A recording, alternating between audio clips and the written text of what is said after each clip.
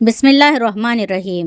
అస్సలాము అలైకుం వరహమతుల్లాహి వబర్కాతుహు. ఫ్రెండ్స్, దర్సే ఖురాన్ తెలుగు అనువాదం శీర్షికలో ఈరోజు 72వ సూరహ అల్ జిన్ యొక్క అనువాదాన్ని చదువుదాం. ఈ సూరా పేరు మొదటి ఆయత్ నుండి తీసుకోబడింది. ఇది చివరి మక్కా కాలంలో అవతరింపచేయబడింది. ఇందులో 28 ఆయతులు ఉన్నాయి. ఇప్పుడు ఈ సూరా యొక్క అనువాదం చదువుదాం. బిస్మిల్లాహిర్రహమానిర్రహీం. అనంత కరుణామయుడు, అపార కృపాశీలుడు అయిన అల్లా పేరుతో ప్రారంభిస్తున్నాను. ఓ ప్రవక్త, జిన్నాతుల సమూహం ఒకటి శ్రద్ధగా విని ఆ తరువాత తన జాతి ప్రజల వద్దకు పోయి ఇలా అన్నట్లు నాకు వహీ ద్వారా తెలియజేయబడిందని చెప్పు. మేము ఒక అద్భుతమైన ఖురాన్ విన్నాము. అది సన్మార్గం వైపునకు దారి చూపుతుంది కనుక మేము దానిని విశ్వసించాము. ఇక ఎన్నడూ మేము మా ప్రభువునకు భాగస్వాములుగా మరెవ్వరినీ చేయము. ఇంకా ఇలా అన్నారు, మా ప్రభువు వైభవం చాలా గొప్పది, ఘనమైనది. ఆయన ఎవరిని భార్యగా గాని కుమారునిగా కాని చేసుకోలేదు. ఇంకా ఇలా అన్నారు, మనలోని అవివేకులు కొందరు అల్లా విషయంలో ఎన్నో సత్యవిరుద్ధమైన విషయాలు పలుకుతున్నారు. ఇంకా ఇలా అన్నారు, మానవులు జిన్నాతులు దేవుని గురించి ఎన్నడూ అబద్ధం పలుకరని మేము భావించాము. ఇంకా ఇలా అన్నారు, మానవులలో కొందరు జిన్నాతులలోని కొందరిని శరణు వేడుతుండేవారు. ఈ విధంగా వారు జిన్నాతుల గర్వాన్ని మరింత అధికం చేశారు. ఇంకా ఇలా అన్నారు, అల్లా ఎవరిని సందేశహరుడుగా నియమించి పంపడని మీరు భావించినట్లుగానే మానవులు కూడా భావించారు. ఇంకా ఇలా అన్నారు, మేము ఆకాశంలో వెతికితే అది పహరాదారులతో ఉల్కాపాతంతో నిండిపోయి ఉన్నట్లు కనిపించింది. ఇంకా ఇలా అన్నారు, మొదట్లో మేము దొంగతనంగా వినటానికి పోయినప్పుడు ఆకాశంలో మాకు కూర్చోవటానికి స్థలం దొరికేది. కాని ఇప్పుడు ఎవడైనా దొంగతనంగా వినే ప్రయత్నం చేస్తే అతడి కొరకు ఒక అగ్నిజ్వాల మాటుకాసి ఉంటుంది. ఇంకా ఇలా అన్నారు, భూలోకవాసులకేదైనా కీడు చెయ్యాలనే నిర్ణయం జరిగిందా, లేక వారి ప్రభువు వారికి సన్మార్గం చూపగోరుతున్నాడా అనే విషయం మాకు అర్థమయ్యేది కాదు. ఇంకా ఇలా అన్నారు, మనలో కొందరు సజ్జనులు ఉన్నారు, మరికొందరు దీనికి భిన్నంగా ఉన్నారు. మనం విభిన్న పద్ధతులలో విభజింపబడి ఉన్నాము. ఇంకా ఇలా అన్నారు, అల్లాను మనం భూమిపై కూడా అశక్తునిగా చేయలేము, తప్పించుకుని పారిపోయి ఆయనను ఓడించలేము అని మేము భావించేవారము. ఇంకా ఇలా అన్నారు, మేము సన్మార్గ బోధను విని దానిని విశ్వసించాము. ఇప్పుడిక ఎవడైనా సరే తన ప్రభువును విశ్వసిస్తే అతనికి అన్యాయంగా కాని అతనిపై దౌర్జన్యం కాని జరుగుతుందన్న భయం ఉండదు. ఇంకా ఇలా అన్నారు, మనలో కొందరు ముస్లింలు దేవుని విధేయులు ఉన్నారు, మరికొందరు సత్యానికి దూరమై ఉన్నవారు ఉన్నారు. కనుక ఇస్లాం అంటే విధేయత మార్గంను అవలంబించిన వారు ముక్తి మార్గాన్ని కనుగొన్నారు. ఇక సత్యానికి దూరమైన వారు నరకానికి ఇంధనమవుతారు. మరియు ప్రవక్త, నాకు ఇలా కూడా సందేశం అందజేయబడిందని చెప్పు. ప్రజలు గనక రుజుమార్గంలో స్థిరంగా నడుచుకుంటే మేము వారికి త్రాగటానికి పుష్కలంగా నీటిని ప్రసాదిస్తాము. ఆ వరము ద్వారా వారిని పరీక్షిస్తాము. తన ప్రభువు స్మరణ పట్ల విముఖుడయ్యే అతని ప్రభువు కఠిన శిక్షకు గురిచేస్తాడు. ఇంకా ఏమిటంటే, మసీదులు అల్లా కొరకే ప్రత్యేకించబడ్డాయి కనుక వాటిలో అల్లాతో పాటు ఇతరులెవ్వరినీ ప్రార్థించకండి. అల్లా దాసుడు ఆయన్ని ప్రార్థించటానికి నిలబడినప్పుడు ప్రజలు అతనిపై విరుచుకుపడటానికి సిద్ధమయ్యారు. ఓ ప్రవక్త, ఇలా చెప్పు, నేనైతే నా ప్రభువునే ప్రార్థిస్తాను, ఆయనకు భాగస్వాములుగా మరెవ్వరినీ నిలబెట్టను. ఇంకా ఇలా నొక్కి చెప్పు, మీకు నష్టం కలిగించటం లేదా మీకు మేలు చెయ్యటం అనేది నా వశంలో లేదు. ఇలా చెప్పు, నన్ను అల్లా పట్టు నుండి ఎవ్వరూ కాపాడలేరు. నాకు ఆయన తప్ప మరొక ఆశ్రయం కూడా లేదు. అయితే అల్లా మాటలను ఆయన సందేశాలను అందచేయటమే నా పని. ఇక ఎవరైనా సరే అల్లా ఆయన ప్రవక్తల మాటలను విశ్వసించకపోతే వారు నరకాగ్నికి గురి అవుతారు. అటువంటి వారు అందులోనే శాశ్వతంగా ఉంటారు. వారు తమకు వాగ్దానం చేయబడుతున్న దానిని కళ్ళారా చూడనంత వరకు తమ ఈ వైఖరిని విడనాడరు.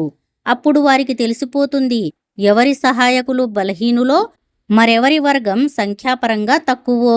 ఇలా చెప్పు, మీకు వాగ్దానం చేయబడుతున్న విషయం సమీపంలోనే ఉందో లేక నా ప్రభువు దానికోసం ఏదైనా దీర్ఘకాలిక వ్యవధి నిర్ణయించాడో నాకైతే తెలియదు. ఆయన అతీంద్రియ జ్ఞానం కలవాడు. తన అతీంద్రియ విషయాలను తాను ఎంచుకున్న ప్రవక్తకు తప్ప మరెవరికీ తెలియజేయడు. అయితే ఆయన ఆ ప్రవక్తకు ముందు వెనుక రక్షక భటులను నియమిస్తాడు. ఎందుకంటే వారు తమ ప్రభువు సందేశాలను యథాతథంగా అందజేసిన విషయాన్ని ఆయన తెలుసుకోవటానికి. ఆయన వారి పరిసరాలు అన్నింటినీ పరివేష్టించి ఉన్నాడు. ఆయన ఒక్కొక్క విషయాన్ని లెక్కపెట్టి ఉంచాడు. అల్హమ్దులిల్లా, ఇంతటితో ఈ సూరా యొక్క అనువాదం పూర్తి అయినది. ఇన్షాల్లా ఇప్పుడు 73వ సూరా అల్ ముజమ్మిల్ అనువాదాన్ని చదువుదాం. ముజమ్మిల్ అంటే దుప్పటి కప్పుకున్నవాడు. ఈ సూరా అవతరణ క్రమంలో 4వది. మొదటి మక్కా కాలానికి చెందినది. దీని పేరు మొదటి ఆయత్లో నుండి తీసుకోబడింది. ఇందులో 20 ఆయతులు ఉన్నాయి. బిస్మిల్లాహిర్ రహ్మానిర్ రహీం. అనంత కరుణామయుడు అపార కృపాశీలుడు అయిన అల్లా పేరుతో ప్రారంభిస్తున్నాను. ఓ దుప్పటి కప్పుకుని పడుకునేవాడా, రాత్రివేళ నమాజులో నిలబడుతూ ఉండు. కాని కొంచెంసేపు మాత్రమే. రాత్రిలో సగభాగం లేదా దానిని కొంచెం తగ్గించుకో, లేదా దానిని కొంచెం పొడిగించుకో. ఖురాన్ను నెమ్మదిగా ఆగి ఆగి పఠించు. మేము నీపై ఒక గంభీరమైన వాణిని అవతరింపచేయబోతున్నాము. వాస్తవానికి రాత్రివేళ లేవటం మనసును అదుపులో ఉంచేందుకు ఎంతో ఉపయుక్తమైనది. ఖురాన్ను శ్రద్ధగా పఠించేందుకు ఎంతో అనువైనది. ఎందుకంటే పగటివేళ నీకు చాలా పనులుంటాయి. నీ ప్రభువు నామాన్ని స్మరిస్తూ ఉండు. అన్నిటినీ వదిలి పూర్తిగా ఆయనకే అంకితమైపో. ఆయన తూర్పు పడమరలకు స్వామి. ఆయన తప్ప మరొక దేవుడు లేడు. కనుక నీవు ఆయననే వకీలుగా చేసుకో.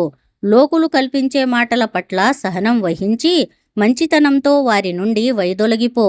సత్యతిరస్కారులైన ఈ సంపన్నుల సంగతి నాకు వదిలిపెట్టు. నేను చూసుకుంటాను. వీరిని కొంతకాలం ఇదే స్థితిలో ఉండనివ్వు. మా వద్ద వీరి కొరకు బరువైన సంకెళ్ళు ఉన్నాయి. భగభగమండే అగ్ని, గొంతులో ఇరుక్కుపోయే ఆహారం, వ్యధాభరితమైన శిక్ష ఉన్నాయి. ఇదంతా భూమి పర్వతాలు కంపించే రోజున జరుగుతుంది. ఆ రోజున పర్వతాలు చెల్లా చెదురైపోయే ఇసుక తిప్పలు మాదిరిగా అయిపోతాయి. మేము ఫిరౌను వద్దకు ఒక ప్రవక్తను పంపిన విధంగా ఒక ప్రవక్తను మీకు సాక్షిగా నియమించి మీ వద్దకు పంపాము. చూడండి, ఫిరౌను ఆ ప్రవక్త మాటను వినకపోవటం వల్ల మేము అతన్ని చాలా తీవ్రంగా పట్టుకున్నాము. ఒకవేళ మీరు కూడా నమ్మటానికి నిరాకరిస్తే పిల్లలను వృద్ధులుగా చేసే ఆ రోజు నుండి ఎలా బయటపడగలరు? ఆనాటి తీవ్రత వల్ల ఆకాశం రద్దలవుతుంది. అల్లా చేసిన వాగ్దానం నెరవేరి తీరాలి. ఇదొక ఉపదేశం. ఇక ఇష్టమైన వారు తమ ప్రభువు వైపునకు పోయే మార్గాన్ని అవలంబించవచ్చు. ఓ ప్రవక్త, నీవు ఒకప్పుడు దాదాపు 3/2 రాత్రి, మరొకప్పుడు సగం రాత్రి, ఇంకొకప్పుడు 1/3 రాత్రి ఆరాధనలో నిలబడి ఉంటావని, నీ సహచరులలో కూడా ఒక వర్గం ఇలాగే చేస్తుందని నీ ప్రభువుకు తెలుసు. అల్లా మాత్రమే రేయింబవళ్ల వేళలను గురించి లెక్క కట్టగలడు. నీవు వేళలను ఖచ్చితంగా లెక్కించలేవని ఆయనకు తెలుసు. కనుక ఆయన నీపై దయచూపాడు. ఇప్పుడు నీవు ఖురాన్ను సులభంగా పఠించగలిగినంత మేరకే పఠించు.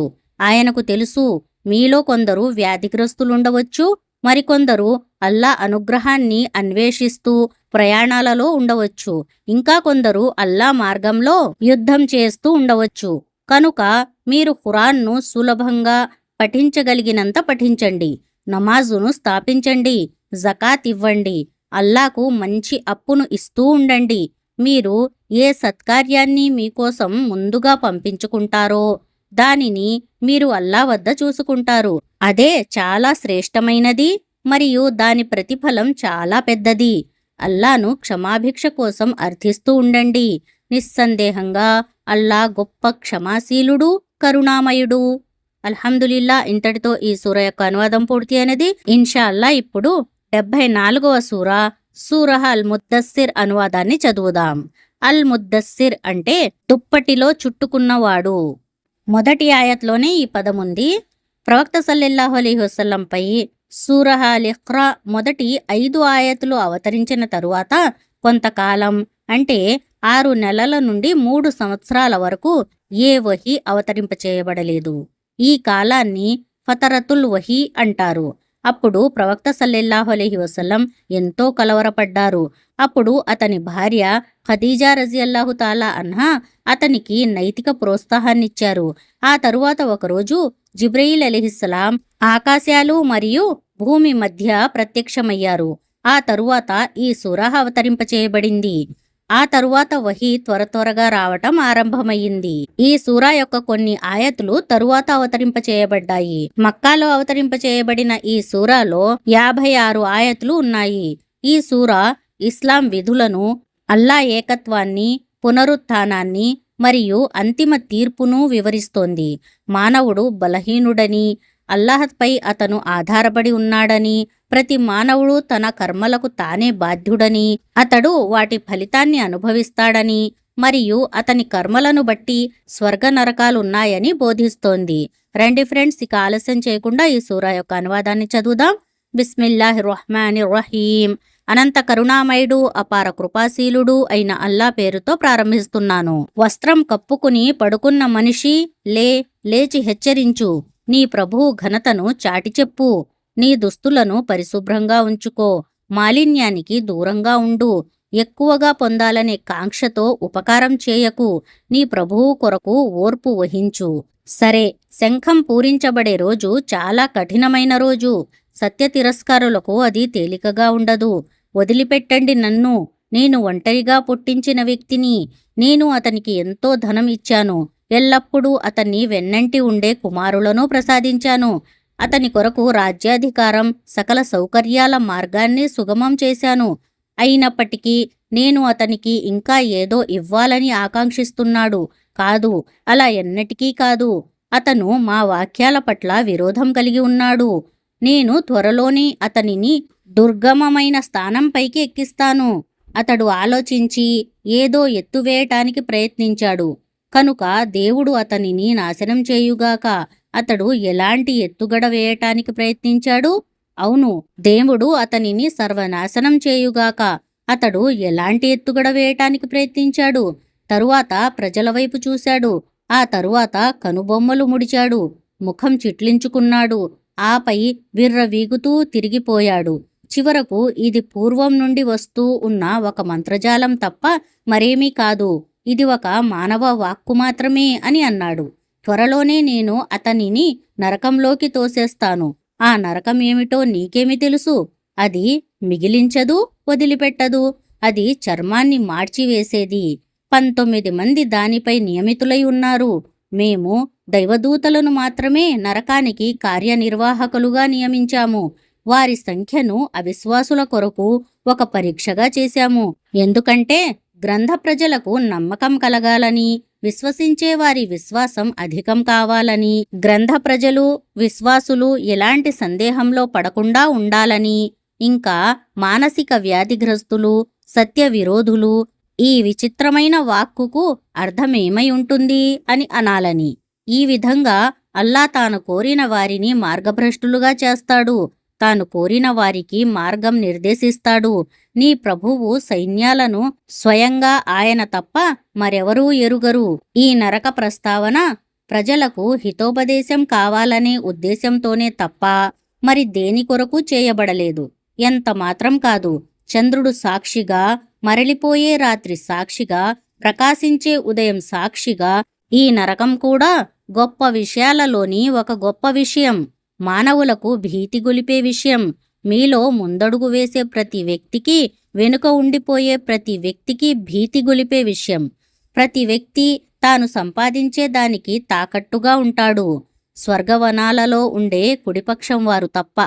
వారు అపరాధులను మిమ్మల్ని ఏ విషయం నరకంలోకి తీసుకువెళ్ళింది అని అడుగుతారు. దానికి వారు ఇలా అంటారు: మేము నమాజు చేసేవారిలోని వారం కాము, నిరుపేదలకు అన్నం పెట్టేవాళ్లం కాము, సత్యానికి వ్యతిరేకంగా మాటలు కల్పించే వారితో కలిసి మేము కూడా మాటలను కల్పించేవారము, మరియు తీర్పు దినం అబద్ధమని చెప్పేవారము. చివరకు ఆ అనివార్య విషయం మాకు ఎదురయ్యింది. అప్పుడు సిఫారసు చేసేవారి సిఫారసు వారికి ఏమాత్రం ఉపయోగపడదు. అసలు వారికేమైంది? ఈ హితబోధ నుండి ముఖం త్రిప్పుకుంటున్నారు. సింహాన్ని చూసి పారిపోయే అడవి గాడిదల మాదిరిగా. పైగా వారిలో ప్రతి ఒక్కడూ తన పేర బహిరంగ ఉత్తరాలు పంపబడాలని కోరుతున్నాడు. ఎంత మాత్రం కాదు. అసలు విషయం ఏమిటంటే వారికి పరలోక భయం ఏమాత్రం లేదు. అలా ఎన్నటికీ కాదు. ఇదసలు ఒక హితబోధ. ఇక ఇష్టమైన వారు దీని నుండి గుణపాఠం నేర్చుకోవచ్చు. అల్లా కోరితే తప్ప వీరు ఏ గుణపాఠాన్ని నేర్చుకోలేరు. ప్రజలు ఆయనకు భయపడాలి. దానికి ఆయన హక్కుదారుడు. భయభక్తులు కలవారిని ఆయన మన్నిస్తాడు. దానికి ఆయన అర్హుడు. అల్హమ్దులిల్లా. ఫ్రెండ్స్, ఇంతటితో ఈ సూర యొక్క అనువాదం పూర్తి అయినది. మీకు మా ఈ వీడియో నచ్చినట్లయితే లైక్ చేయండి, షేర్ చేయండి. మరిన్ని ఇలాంటి వీడియోస్ కొరకు ఖురాన్ వెలుగు ఛానల్ని సబ్స్క్రైబ్ చేయండి. మా ఛానల్లో మీకు ఖురాన్ యొక్క పూర్తి తెలుగు అనువాదం మరియు తెలుగులో హదీసులు లభిస్తాయి. ఇంకా సూరాలు, దువాలు నేర్పబడతాయి. జజాకుముల్లాహు ఖైరన్ కసీరా. అస్సలాము అలైకుం వరహమతుల్లాహి వబరకాతుహు.